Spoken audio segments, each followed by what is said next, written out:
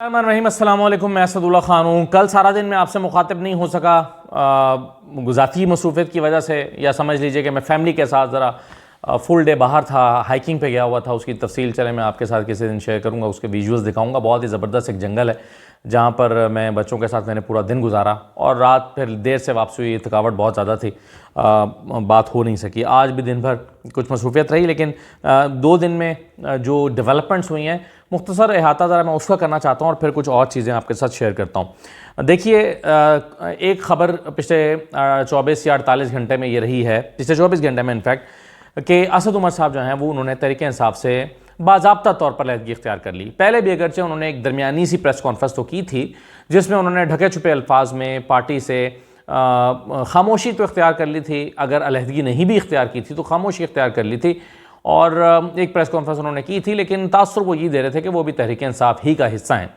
बीच में 1-2 दफ़ा यूँ भी हुआ कि उनसे सवाल हुआ कि असद उमर साहब से उनकी सियासत के हवाले से कि आपने पार्टी छोड़ दी है, तो उन्होंने कहा आपसे किसने कह दिया कि मैंने पार्टी छोड़ दी है। लेकिन कहीं कहीं ये रिपोर्ट भी होता रहा कि असद उमर और इमरान खान इकट्ठे अदालत में मिले तो इमरान खान ने सर्द महरी का मुजाहरा किया और उनसे हाथ नहीं मिलाया, या हाथ मिलाया तो अच्छे तरीके से नहीं मिले, और कोई बहुत ज़्यादा जो है वो उनको असद उमर के साथ उन्होंने बहुत ज़्यादा एक बेतकल्लुफ़ी ना दिखाई, या आप कह लीजिए कि इमरान खान ने उनको एक कोल्ड शोल्डर दिया, ये ज़्यादा मुनासिब लफ्ज़ होगा, सर्द महरी का मुजाहरा किया। अब असद उमर साहब ने जो है इस मौके पर आकर एक ट्वीट की है और तहरीक इंसाफ मुकम्मल तौर पर छोड़ दी है। बहस ये हो रही है कि उन्होंने अब तहरीक इंसाफ क्यों छोड़ दी, या वजह क्या बनी। तो उस पर मैं कुछ चीज़ें आपके सामने रखता हूँ। देखिए, सबसे पहले तो असद उमर साहब की ट्वीट देख लीजिए जिसमें वो कहते हैं कि 1 दहाई से ज़्यादा अवामी ज़िंदगी के बाद मैंने सियासत को मुकम्मल तौर पर छोड़ने का फ़ैसला किया है। जैसा कि मैं पहले भी अवामी सतह पर कह चुका हूँ कि मैं रियासती इदारों के साथ तसादुम की पॉलिसी से मुत्तफिक नहीं हूँ, और ऐसी पॉलिसी रियासती इदारों के साथ शदीद टकराव का बाइस बनी है जो कि मुल्क के मुफाद में नहीं है। पीटीआई की बुनियादी रुकनियत से इस्तीफ़ा दे रहा हूँ। मैं इन तमाम लोगों का शुक्रगुजार हूँ जिन्होंने अवामी ज़िंदगी में मेरा साथ दिया। ख़ास तौर पर मैं NA-54 की टीम और वोटर्स का शुक्रिया अदा करता हूँ जिन्होंने मुझे 2 बार मुंतखब किया, जिस हल्के और मैंने इस हल्के की खिदमत करने की भरपूर कोशिश की। अल्लाह पाक पाकिस्तानी कौम पर अपनी रहमत नाज़िल फरमाए। अच्छा, ये ट्वीट पढ़ के तो तासुर ये मिलता है कि उन्होंने, जब वो ये कहते हैं ना कि जी मैं रियासती इदारों के साथ तसादुम की पॉलिसी से मुत्तफिक नहीं हूँ और ऐसी पॉलिसी रियासती इदारों के साथ शदीद टकराव का बाइस बनी है, ऐसा लगता है कि पहले भी अगरचे वो मुजम्मत तो कर चुके थे, लेकिन ऐसा लगता है कि इस लाइन से तो ऐसा लगता है कि उन्होंने अभी भी दबाव में ये फैसला किया है और उनके ऊपर दबाव था, जिसके नतीजे में वजाहत कर रहे हैं कि जी रियासती इदारों से टकराव की पॉलिसी नहीं होनी चाहिए।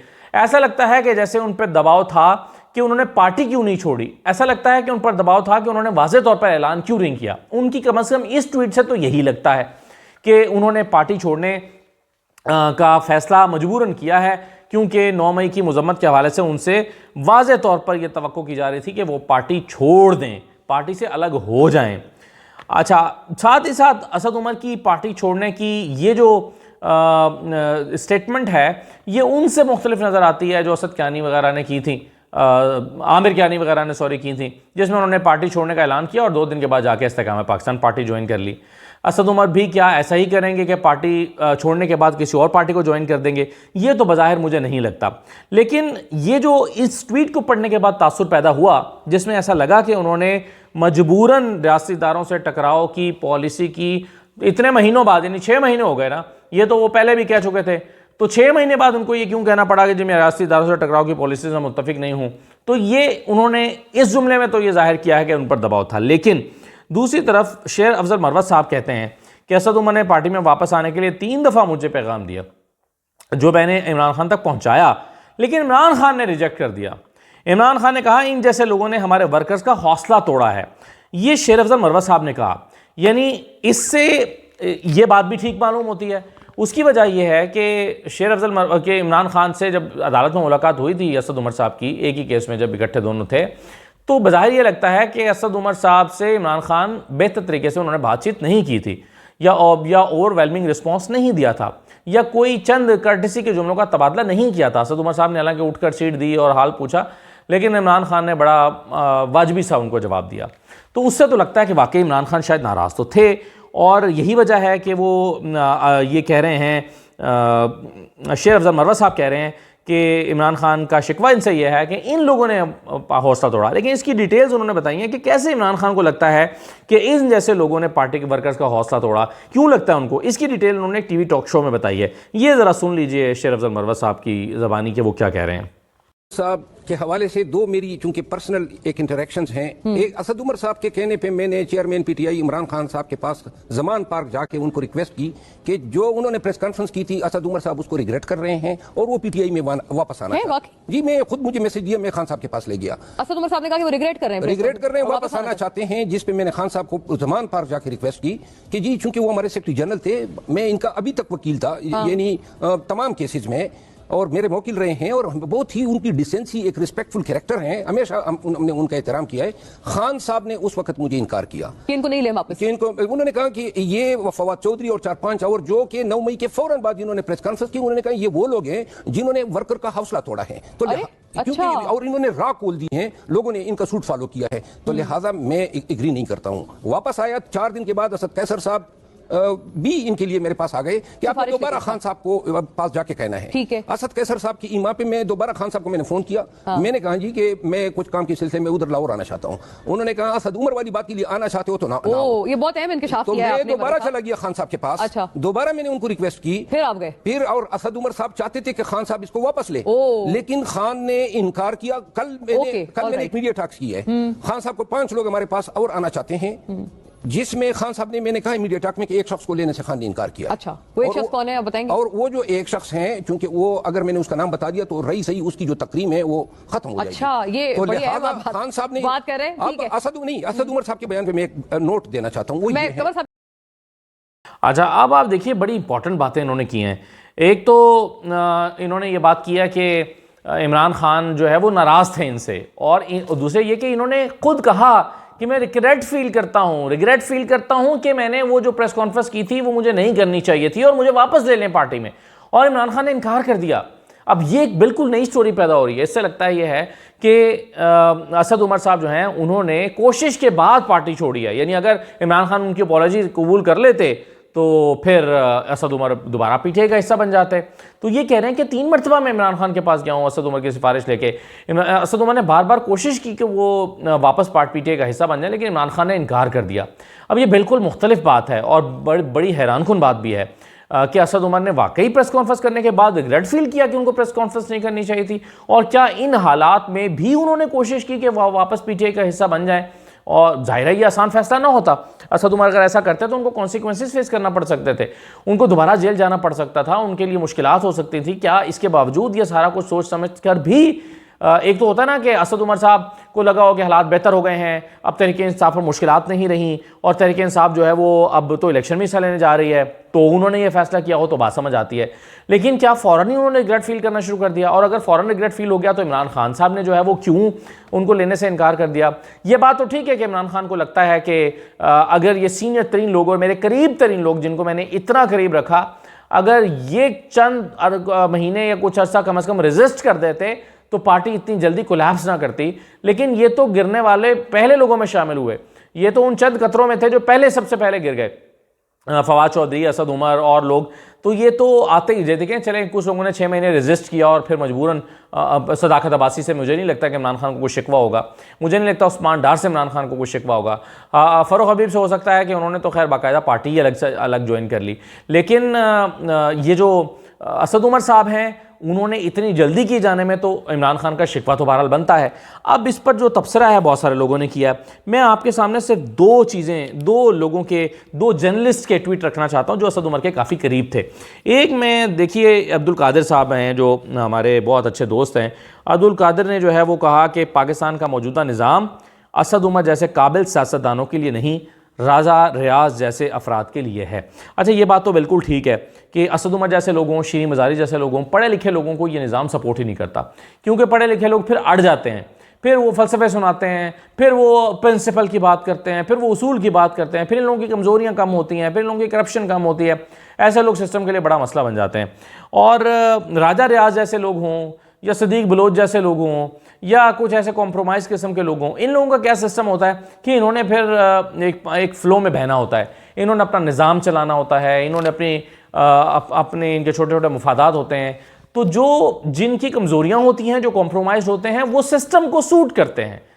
असद उमर जैसे लोग सिस्टम को सूट नहीं करते। तो इस ट्वीट में तो अब्दुल कादिर जो हैं वो मार्जिन दे रहे हैं असद उमर को कि वो मजबूर होकर गए हैं। लेकिन जो रिजवान ग़िज़ाई ने ट्वीट की है वो उसमें थोड़ा सा आपको डिफरेंट एंगल भी मिलता है। रिजवान ग़िज़ाई क्या कह रहे हैं? वो कह रहे हैं कि असद उमर को सियासत में आने से पहले भी मैं फॉलो करता था। मुल्क की खिदमत के जज्बे ने 70 लाख तनख्वाह लेने वाले को 72,000 रुपये तनख्वाह का मुलाजिम MA ने बना दिया। वज़ीर थे तो इस्लामाबाद में ज़ाती फ्लैट में अकेले रहते थे, लेकिन सरकारी ख़जाने से मुलाजिम तक ना लिया। किचन में बर्तन भी खुद ही धो लिए लेते थे।